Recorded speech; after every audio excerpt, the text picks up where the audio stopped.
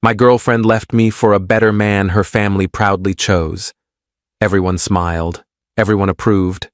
I didn't argue. I disappeared. Months later, when she heard my name mentioned in a room she wasn't invited to, she froze before anyone even looked at her. I'm 36 now, financially independent, and I've learned that the most powerful response to rejection isn't anger or pleading. It's strategic silence followed by undeniable success.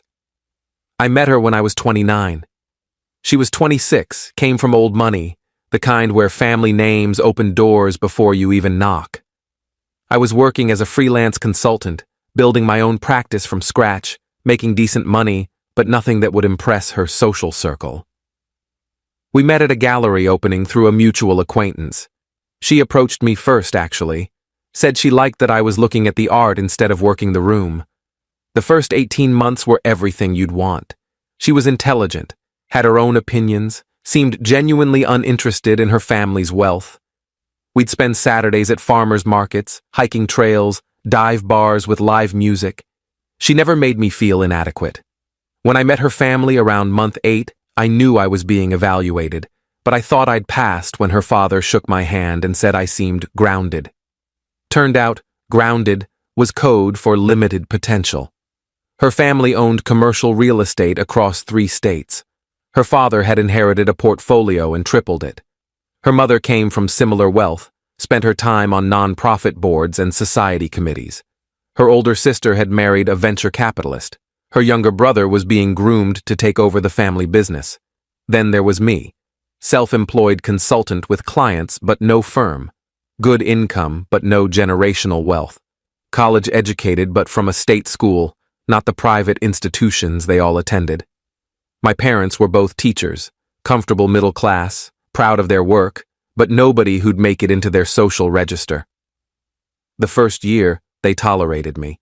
Polite conversations at family dinners, perfunctory questions about my work, no outright hostility, just a cool distance that never warmed, no matter how many times I showed up. Around month 20, things shifted. Her father started mentioning a family friend's son. Guy who'd gone to school with her brother, worked in finance, came from a similar background. He'd recently moved back to the area.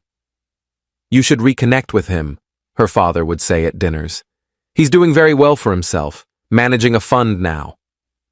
My girlfriend would change the subject, visibly uncomfortable. I'd pretend not to notice the subtext. The guy started appearing at family events. Always polite to me, never overtly competitive, but his presence was clearly orchestrated. Her parents would light up when he arrived. Her mother would find reasons to seat him next to my girlfriend at dinners. Her father would engage him in lengthy conversations about markets and opportunities, while I sat there with nothing to contribute. One night, after a particularly painful family dinner, where I'd essentially been ignored for 3 hours while this guy held court, I brought it up on the drive home. They're pushing him on you pretty hard. I know. It's embarrassing. I've told them to stop. Have you, though? Because it keeps happening. What do you want me to do? 'Cause a scene at family dinner? I want you to set a boundary. Tell them you're with me, and their matchmaking is disrespectful. I have told them that. They just don't listen. Then maybe you need to be louder. She went quiet. That was the first time I realized she might not fight as hard for us as I would. Over the next 6 months, the pressure intensified. Her family started making comments about my career trajectory. Still consulting? No interest in building something more permanent? Her mother would ask about my 5-year plan, my retirement strategy, my thoughts on investment properties. They weren't subtle. They were auditing me and finding me insufficient. My girlfriend started pulling away, canceled plans more frequently, took longer to respond to messages, seemed distracted when we were together. I knew what was happening, but couldn't figure out how to stop it. Then about 2.5 years into the relationship, she asked if we could talk. It was a Thursday evening. She came to my apartment instead of me going to hers, which should have been my first clue. My parents want to have a serious conversation with me this weekend. About us. About my future. Okay. What are you going to tell them? I don't know. They're going to push hard. They're going to make it about family loyalty and what's best for me. And what do you think is best for you?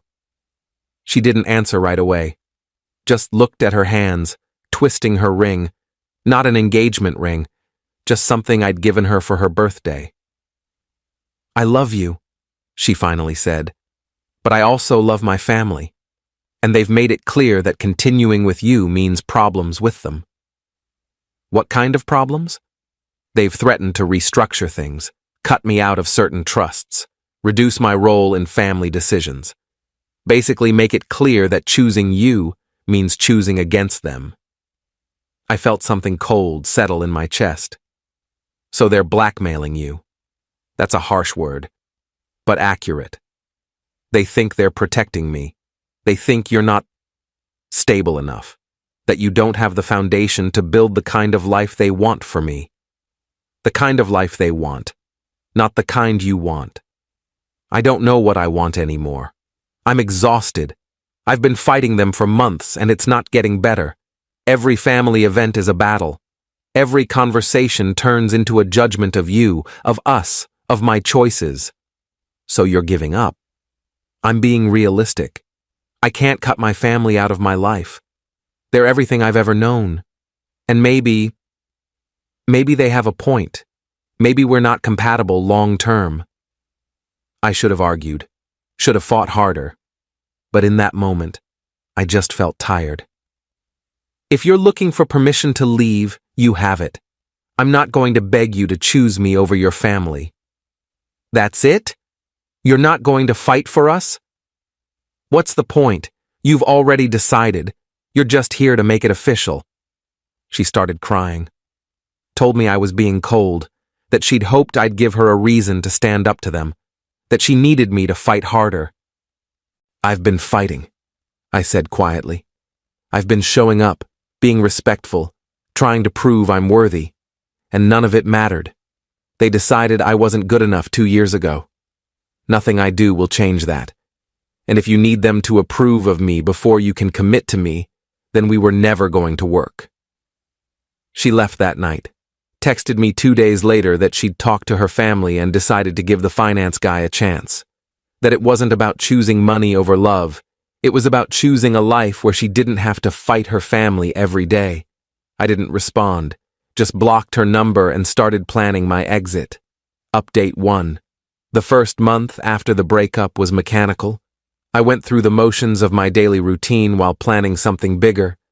I'd been approached 6 months earlier by a former client about a partnership opportunity, building out a specialized consulting firm focused on operational efficiency for mid-size companies. I'd turned it down because I was comfortable and didn't want the stress of building something from scratch. Now, I had nothing but time and motivation. I called him back. The opportunity was still available. We met, discussed terms, agreed on equity split and roles. I liquidated some investments to put capital in. We launched within 3 weeks. The work was brutal, 18-hour days, weekends spent on client proposals, constant travel to meet potential clients. But it was exactly what I needed. No time to think about her or what I'd lost. Just pure focus on building something that would prove everyone wrong. 3 months in, we landed our first major client, a manufacturing company struggling with supply chain issues. I spent 6 weeks embedded with them, analyzing their systems, implementing new processes. The improvements were measurable and significant. They referred us to 2 other companies in their industry. By month 6, we had 8 clients and were hiring additional consultants. By month 9, we were profitable and turning away work because we couldn't scale fast enough. I stopped checking social media, stopped asking mutual friends about her, stopped caring what her family thought. Just worked. One of our consultants mentioned hearing that she'd gotten engaged to the finance guy. 6 months after leaving me, she was planning a wedding. I felt nothing.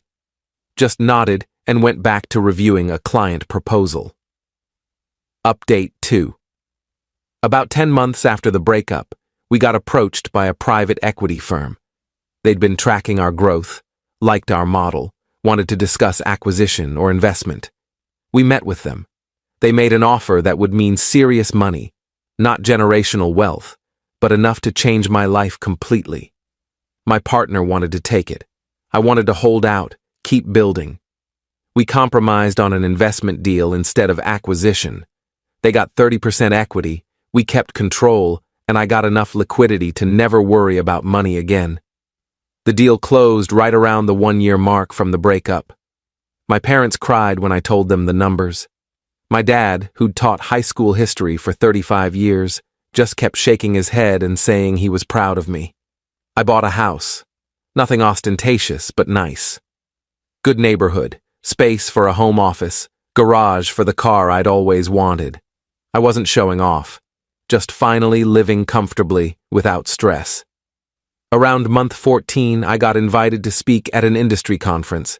Someone had written a case study about our work with that first manufacturing client, and the conference organizers wanted me on a panel about operational transformation.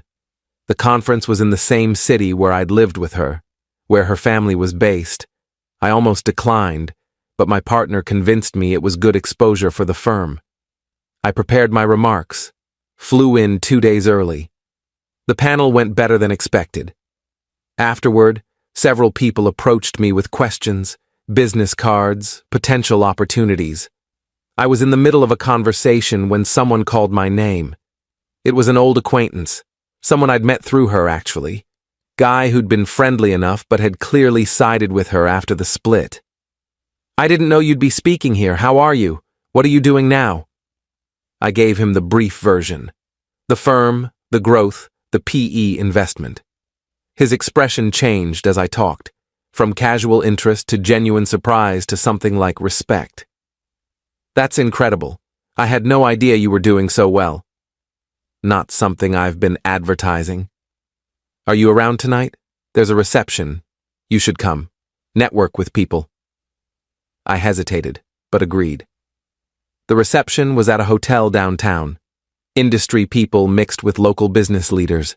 I worked the room, collected business cards, had productive conversations. Then I saw her family, her father, her brother, some people from their social circle, all dressed in expensive clothes, holding drinks, talking and laughing. They hadn't seen me yet. I watched her father talking to someone, that same dismissive confidence he'd always had, the certainty that his judgment was correct, his values supreme, his assessment of me accurate. I turned away before they could spot me, left through a side exit, sat in my car for 10 minutes just breathing.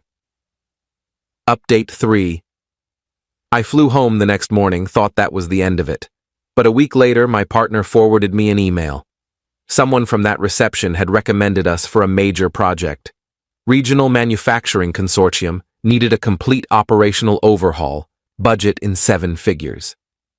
"This is the kind of client that makes a firm's reputation," my partner said.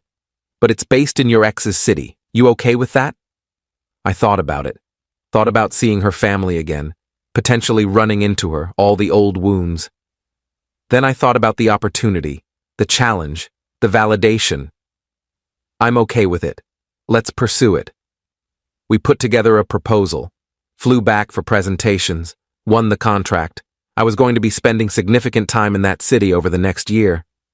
About 2 months into the project, I was having dinner with the consortium's director, discussing progress, building rapport.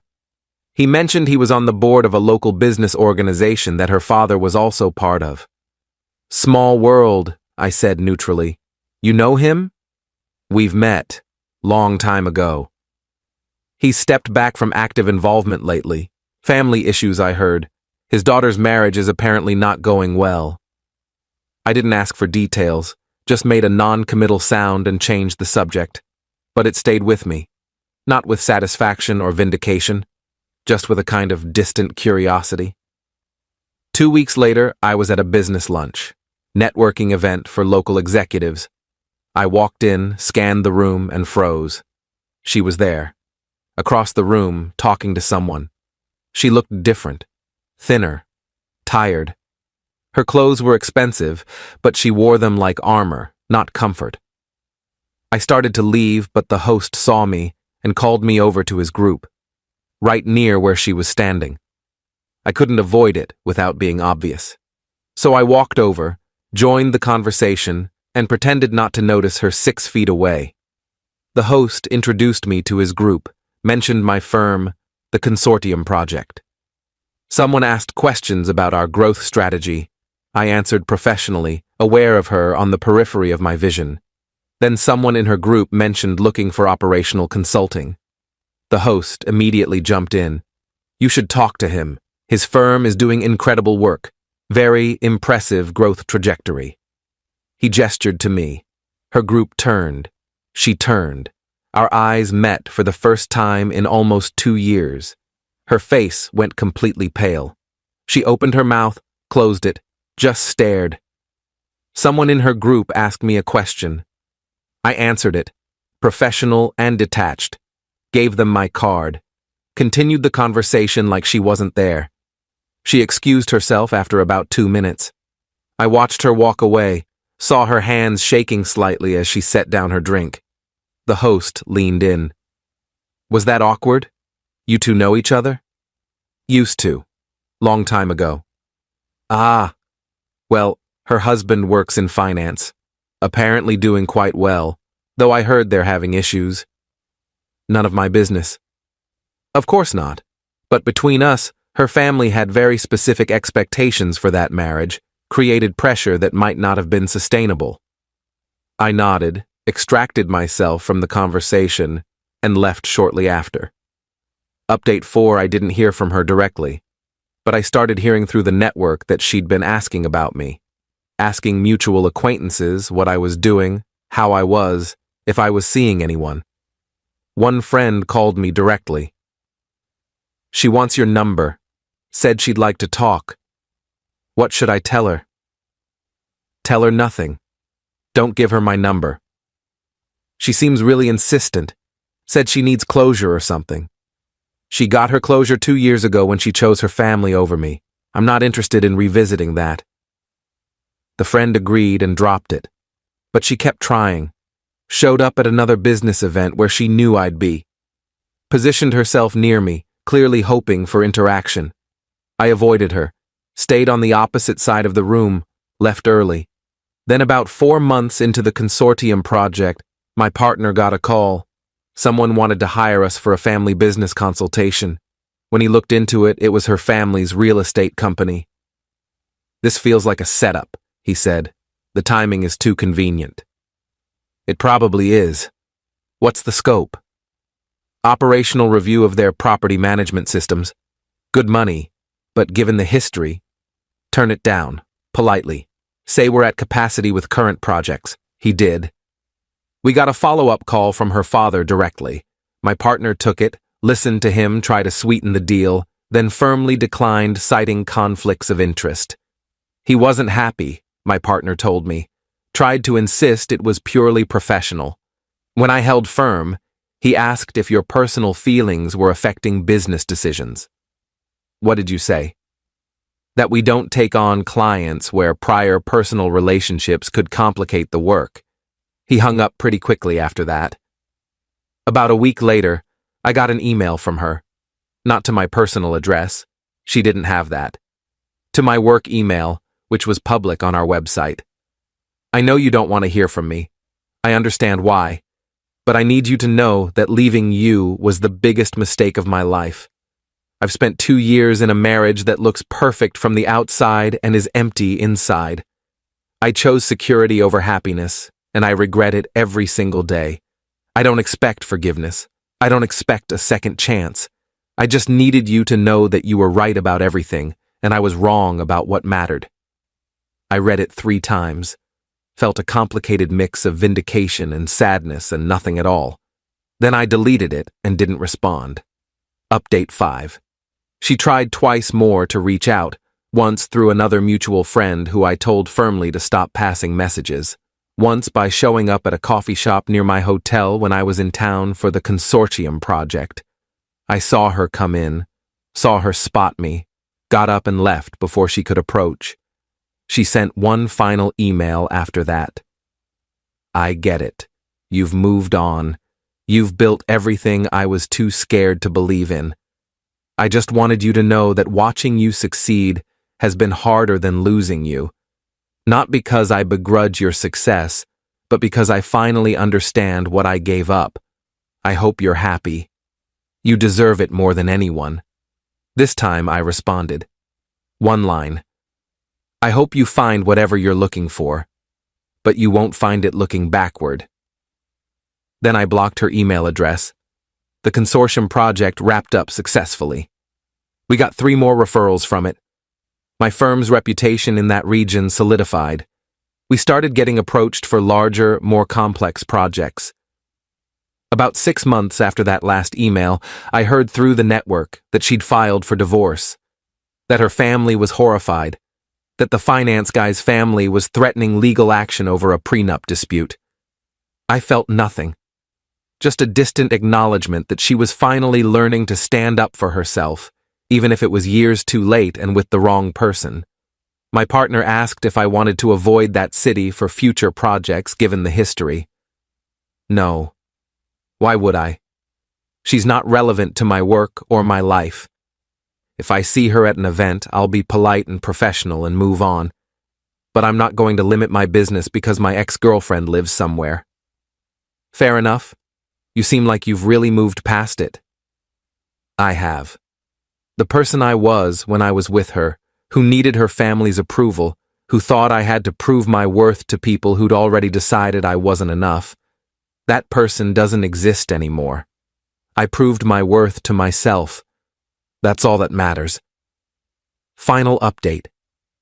That was 8 months ago. The firm has continued growing. We now have 20 consultants across 3 offices. I've become a regular speaker at industry conferences. My parents joke that they need to schedule appointments to see me because I'm always traveling. I'm seeing someone now. Met her through work, actually. She's a CFO for one of our clients. Smart, independent, came from a working-class background like me, and built her career through competence rather than connections. We've been dating for 4 months. It's easy in a way my previous relationship never was. No performance, no evaluation, no trying to prove I'm worthy. Just 2 people who respect each other's work and enjoy each other's company. I was at another conference last month, giving a keynote this time, not just a panel. The room was packed. After my talk, during Q&A, someone asked about overcoming early career obstacles. I told the truth. I spent years with someone whose family didn't think I was good enough. It stung. It made me question my worth. But ultimately it motivated me to build something that proved them wrong. Not for them, I don't care what they think now, but for myself. To prove that their metrics for measuring value were fundamentally flawed. The audience responded well. After the session, several people approached me with similar stories. Felt validating in a way that had nothing to do with her or her family. I heard later that she was in the audience, that she'd bought a ticket specifically to hear me speak, that she'd cried during my talk and left immediately after without approaching me. A mutual friend told me all this, then asked if I wanted to know how she was doing now. No, I genuinely don't. I hope she's figuring herself out. I hope she's learning to make choices based on what she wants, rather than what others want for her. But her journey isn't connected to mine anymore. She apparently tells people that losing you changed her, that she's a different person now because of the mistake she made. Maybe she is, but I'm a different person too, because of the choice I made. The choice to walk away with dignity instead of begging, to build something meaningful instead of dwelling on rejection, to prove my worth to myself instead of seeking external validation. The friend nodded. For what it's worth, I think you handled it perfectly. You didn't get bitter, you got better. I shrugged. I got busy. The getting better was just a side effect. My current girlfriend knows the whole story. I told her early on, not as a warning but as context. She appreciated the honesty. Do you ever wonder what would have happened if she'd chosen you? She asked once. Sometimes, but honestly, I think we would have struggled. Her family's pressure wouldn't have stopped. She wasn't strong enough to fully separate from their influence. Eventually, that weakness would have shown up in other ways. I loved who I thought she was, but I was wrong about who she actually was. And now? Now I'm with someone who chose her own path despite pressure, who built her career on merit, who doesn't need anyone's approval to validate her choices. That's the difference. She kissed me. Good answer. I still work in that city sometimes, still see people from her social circle at events. Her family's name still comes up in business contexts. I'm always professional, always cordial, never personal. Last month, her father was at an event where I was speaking. He stayed for my entire presentation, approached me afterward. Impressive work, very impressive. I may have misjudged your potential. I looked at him. This man who'd dismissed me, who'd orchestrated my replacement, who'd pressured his daughter into choosing their approval over her happiness. I appreciate you saying that. But your judgment doesn't define me. It never did. His expression tightened. He nodded once and walked away. I watched him go and felt absolutely nothing. No vindication, no anger, no need for his approval. Just complete indifference. That's when I knew I'd truly moved on. Not when I stopped thinking about her. Not when I succeeded professionally. But when the people who dismissed me became irrelevant to my sense of self-worth. She chose security and approval. I chose dignity and autonomy. We both live with those choices now. The difference is I'd make mine again without hesitation. And from what I hear, she's still wondering if hers was worth it.